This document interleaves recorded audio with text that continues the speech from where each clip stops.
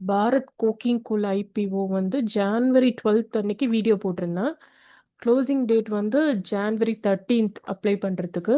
நீங்கள் அப்ளை பண்ணீங்களா? உங்களுக்கு அப்ளை பண்ணவங்களுக்கு அலர்ட் ஆச்சா அப்படின்னு சொல்லி கமெண்ட் செக்ஷனில் போடுங்க. நான் அப்ளை பண்ணியிருந்தேன், பட் அலர்ட் ஆகலை.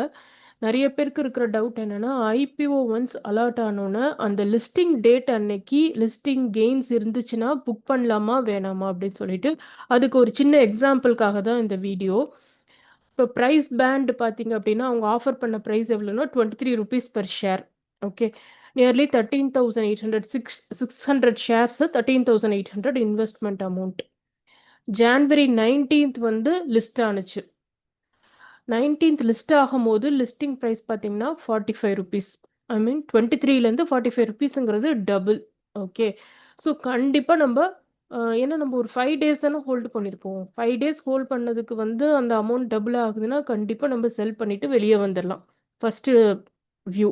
ஓகே, அன்னைக்கே வந்து சப்போஸ் லிஸ்டிங் ஆகும்போதே புக் ஆகலை, சடனாக ப்ரைஸ் குறைஞ்சிருச்சுனாலுமே அன்னைக்கு லோ வந்து ₹40 வரையும் தான் இறங்கியிருக்கு. அப்படி பார்த்தாலுமே 23 to ₹40ங்கிறது நல்ல ரிட்டர்ன்ஸ் இன் 5 days. Okay, first day low மட்டும் சொல்கிறேன். இப்போ வந்து ₹37 போயிட்டு இருக்கு. ஓகே, இப்போ இருக்கிற டவுட் என்னன்னா, இந்த மாதிரி லிஸ்டிங் கெயின் வரும்போது ஹோல்டு பண்ணலாமா அப்படிங்கிறது தான் டவுட். என் எப்படி இதை கிளாரிஃபை பண்ணலாம்னா, இப்போ ஸ்டாக் வந்து நீங்கள் எப்படி அனலைஸ் பண்ணி வாங்குவீங்க? ஒன்று ஃபண்டமெண்டல்ஸ் பார்ப்பீங்க, அடுத்தது டெக்னிக்கல்ஸ் பார்ப்பீங்க. இப்போ இது வந்து இப்போதான் ஃபர்ஸ்ட் டைம் ஸ்டாக் மார்க்கெட்டில் லிஸ்ட் ஆகுது. ஸோ உங்களுக்கு சார்ட் டேட்டா பார்த்தீங்கன்னா இப்போ இந்த 5 daysக்குரிய டேட்டா தான் உங்களுக்கு இருக்கும். அப்போ நீங்கள் இதை வச்சு எப்படி டெக்னிக்கலாக அனலைஸ் பண்ணுவீங்க? அது எந்த இண்டிகேட்டர்ஸும் நம்ம ஆட் பண்ண முடியாது. ஸோ கண்டிப்பாக நம்ம ஃபண்டமெண்டல்ஸ் தான் பார்க்க முடியும். நம்ம ஆல்ரெடி ஃபண்டமெண்டல்ஸ் பார்த்துட்டு தான் ஐபிஓவே அப்ளை பண்ணோம், கரெக்டாக?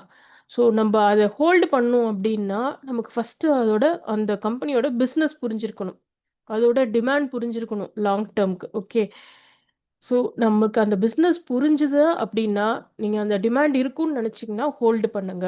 அப்படி இல்லைன்னா லிஸ்டிங் கெயினில் புக் பண்ணிவிட்டு வெளியே வந்துடுங்க. அதுக்கப்புறம் அது கண்டிப்பாக அந்த ஐபிஓ ப்ரைஸ்லேருந்து கரெக்ஷன் ஆகும்.